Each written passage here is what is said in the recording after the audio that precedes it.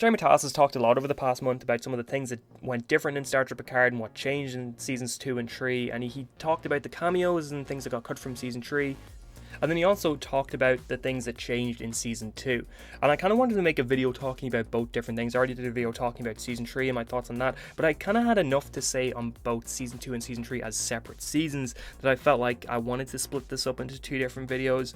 Because with Season 2 I feel a lot different than I do on Season 3. Now in general I've been really positive towards new Trek. I think Star Trek Discovery, I don't love it, but I think it's better than people give it credit for.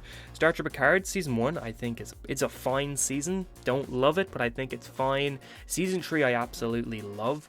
Season 2, though, is the one season of Star Trek Picard that I have some serious issues with, and it's probably my least favorite season of newer Trek. I might go as far as saying Star Trek Picard Season 2 is my least favorite season of Trek outside of, like, the 70s anime series. I know the 70s anime series has a lot of fans, but I have always found the 70s animated series very weird and unfortunately not in a way that I enjoy. But Picard Season 2, I would say, is probably, in terms of like live action Trek, and I guess including Lower Decks and including Prodigy, is my least favorite season of Trek. But my problem with it is that as a season, it just doesn't feel like Star Trek because it's set in contemporary modern day in Los Angeles, and it feels like an origin story for any other sci-fi franchise. It feels very generic. It feels like you could almost say it's the Expanse franchise, or you could say it's the Battlestar Galactica franchise. You could say it's any number of these other things, and you change a few names and it makes sense. Like, that's unfortunately what Star Trek Picard Season 2 is to me. It's less Star Trek and more just generic sci-fi, and that was addressed in a lot of this, what Terry talked about Season 2 and how it changed, and pretty much gets to it that Paramount Plus said, hey, you gotta tone down the sci-fi in this. Like, this feels too Star Trek, which is really frustrating because it's my complaint. I'm not sure how a lot of other people feel about it, but my complaint is that it just doesn't feel like Star Trek. I think going to modern day is fine for an episode or two. I mean, almost every Star Trek series has done that. That one of the most iconic Star Trek movies, maybe even the most iconic Star Trek movie to non-Star Trek fans, is The Voyage Home. Like, I know a lot of friends in real life who have only seen The Voyage Home out of all 13 Star Trek films because it's just kind of an iconic film, and it's a very kind of relatable film that, yeah, it kind of gets past being too Star Trek-y and just kind of a fun, goofy film. But I think while that's fine to do in an episode or two, having an entire season built around that is a bit of a problem. And Terry kind of went into this where he talked about COVID, time, money all being huge detractors from what Star Trek Picard Season 2 ultimately ended up being, which you can kind of feel it. Picard Season 1 came out in early 2020, and then there's like a 2-year gap between Seasons 1 and Seasons 2, and then Season 3 comes out the following year. So like there was a pretty sizable gap between Seasons 1 and Season 2. Now apparently Season 1 was really expensive, which shocks me a little bit. Season 1 didn't, to me, feel like it should have been overly expensive. I feel like Season 3 of Star Trek Picard felt like it should have been cost a lot more than Season 1 did, but I guess not.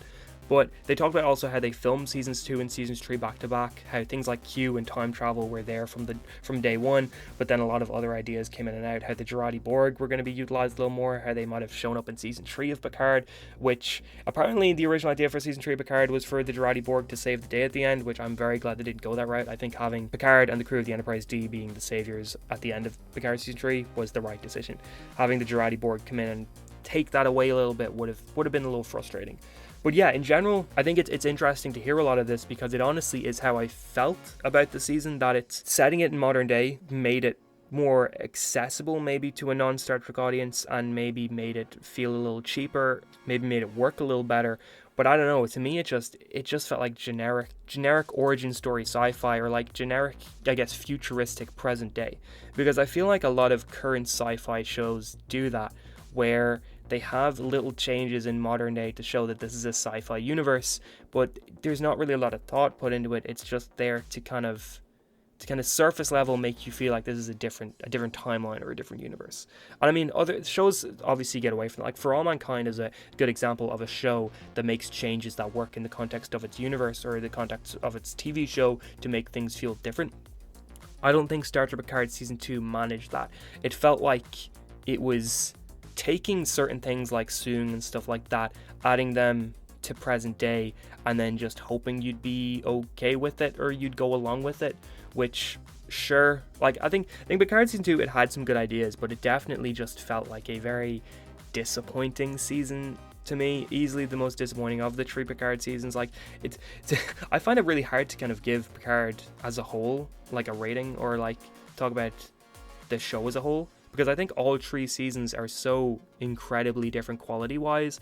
Like, season 2 is just kind of bad. Season 1 is just very middling. It does some good things, it does some not good things. It can be boring sometimes, but it can also be really exciting. And then season 3 is just complete opposite, where it's just crazily good for the majority of it. So yeah, but yeah, they talked about production issues, how COVID shut down the set for a little bit, a lot of these kind of things, which I mean makes sense. That all the sets when Picard season 2 was filming were kind of being shut down due to COVID things. It was really hard to avoid it.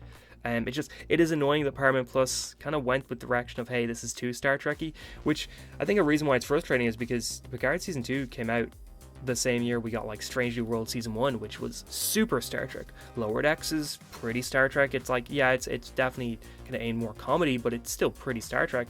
Discovery season 4 was quite Star Trek-y, I felt like, in comparison to the first 3 seasons. And then Prodigy is also really Star Trek-y. It's like if you merged Star Wars The Clone Wars with Star Trek, you kind of would get Prodigy. So I think it's interesting that Picard season 2 was something they pointed to and was like, all right, you got to tone down the sci-fi-ness here, because some of the ideas they talk about is like a Men in Black style bar that was hidden inside Guinans that had Romulans and aliens and stuff like that on Earth during the 21st century, which that in itself, I don't know how I'd feel about that idea. I'd need to see it in action before kind of making a definitive, yes, I like it, yes, I don't like it. But that doesn't really feel any more sci-fi than some of the things Strange New Worlds is doing, or even some of the things Picard season 3 was doing. So that's kind of really surprising to me. I wonder if it's like different execs were kind of in charge of Picard's at the time, or like different execs were kind of coming down and being like, hey, you can't do this. Execs that weren't really as involved with Strange New Worlds or Picard season 3. It's interesting anyway. They also talk about how Metalis and kind of a group of writers left Picard season 2 during production so they could work on season 3. And I think this also kind of makes sense to why the 2 seasons are so varying different in quality, that there's kind of a lot of not overlap between who's working on what part of the show, because it kind of feels like that. Like, Picard season 3 really does feel like a different show. But yeah, Picard season 2, it's good to kind of get some insight into what happened behind the scenes and how the season was constantly changing, and it does kind of shed some light on why the season feels the way it does, because it definitely feels quite convoluted, quite disjointed, quite all over the place. And it's good to hear Terry talk about this sort of stuff. I always kind of like hearing the behind the scenes stuff like this. But how did you feel about Picard season 2? Is it your least favorite? Is it your favorite season? Where would you rank it in terms of like the new Trek seasons?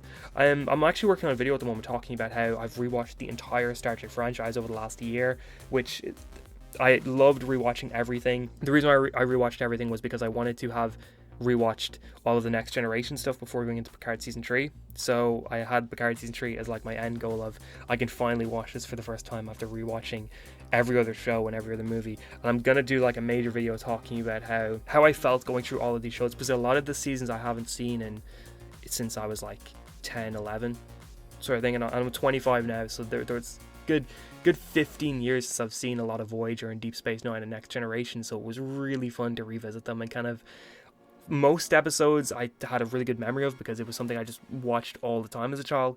But some of them was a case of, I remembered how we got to certain places, but I didn't remember how we got there. And it was so fun to rewatch episodes like that and kind of get the thing.